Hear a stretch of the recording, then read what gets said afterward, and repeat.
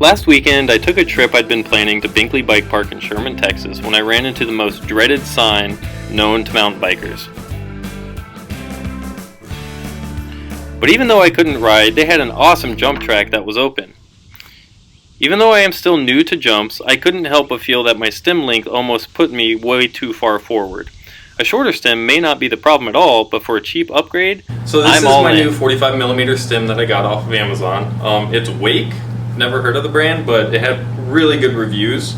And I'm replacing it on my giant Talon with, I believe it's a 90mm stem. So what happened is I went to the bike park this weekend and realized a shorter stem might help my stability a little bit, might make my bike a little more reactive. You know, a $10 piece, a hex key. I'm going to use a 4mm hex, and basically I'm just going to switch them out. I really just want to try to make upgrades that are kind of budget upgrades to my bike to make my bike a little bit better.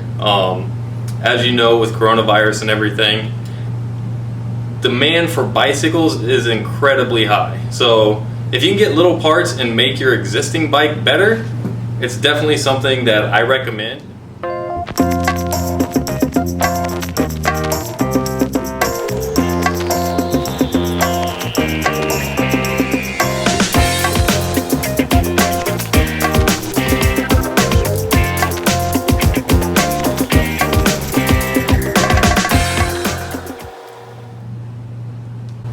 Now that I've got the old stem off, the reason I'm not doing this on a track stand or on a stand is because if it were up in the air and I unscrewed all of this, the fork would actually fall down or potentially fall down to the ground. So I'm just doing this on the ground today. But once you get that stem off, your handlebars obviously have to become disconnected. And this is the time, if you were going to change your handlebars, you would take off everything from your cockpit and then basically switch out the handlebars, put everything back on your cockpit, put your handlebars on, and then put the stem back on, which is the part we're gonna begin now. What I would advise, and on most handlebars, you have little lines like this to kind of eyeball the center. You want to make sure once you mount the stem that that center is centered in that little box, square, circle, whatever kind of stem that you get. Make sure it's centered in there so that your handlebars are actually lined up, so you're not turning left and going straight, things like that. So now what I'm doing is I'm locking the head part of the stem in with the back part of the stem that's going to connect with the bike fork. And what I'm going to do is make sure, as I'm screwing these in, that I am alternating screwing in each screw so they go in as evenly as possible. And as I'm doing this, don't do it too tight, but make sure that you're staying centered on that middle line or guide that you may have on whatever handlebars you get before you screw it down too tight.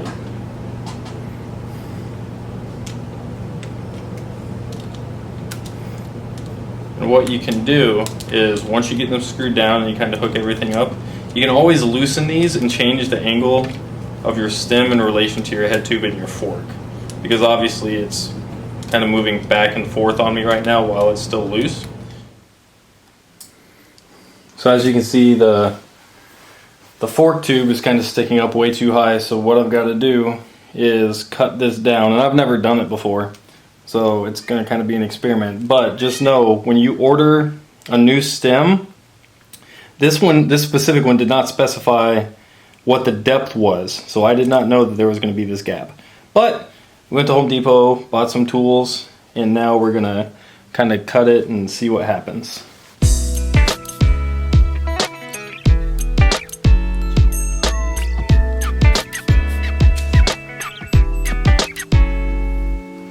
So all I'm doing is scoring the tubing, and at the lowest point is where I will start sawing.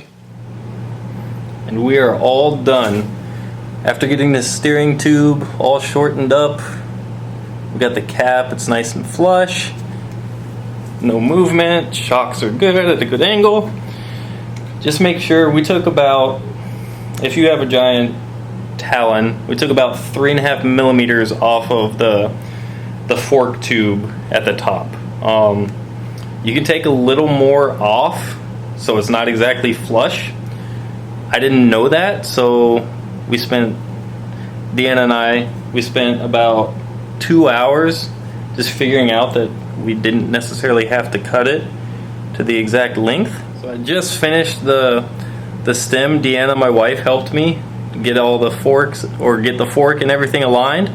Looks really good. We've got no movement, no unnecessary shaking.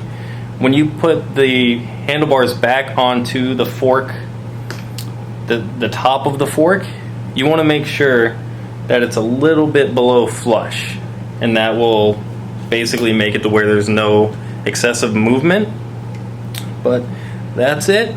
We had to get a few more tools than we anticipated, cut the fork tube, but like I said, we just used a hacksaw and basically a copper tube cutter from Home Depot.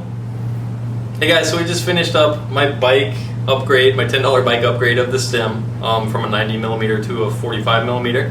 Only needed a few tools. I just needed the hex key, the 4 and 5mm, as well as a tube cutter. The reason I needed the aluminum copper tube cutter from Home Depot is the depth of the stem was different than the stem that came on the bike. So I had to cut that down a little bit, 3.5mm, which is a little more than flush with the top of the stem. I thought that would throw it off to be a little short, but it doesn't. Actually, it turned out that a little bit long is worse.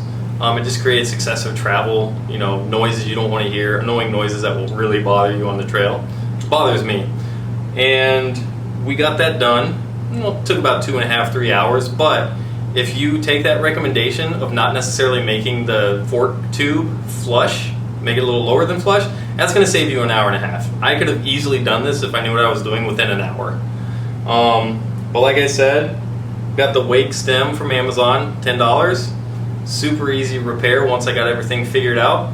If you have any suggestions, go ahead and put it in the comments below as to other upgrades that I could do on my bike. I'm always looking for, kind of budget-friendly upgrades that will enhance the performance of a bike or just make it look better cosmetically. So if you like this channel, just like and subscribe. I'll have tons of other content up, whether it's a trail ride, group rides, bike maintenance, bike repairs, bike upgrades, all of that stuff that are within my wheelhouse, I will definitely be putting on this channel. So make sure to hit that notification key, and I will be back with you guys later. Thanks for watching.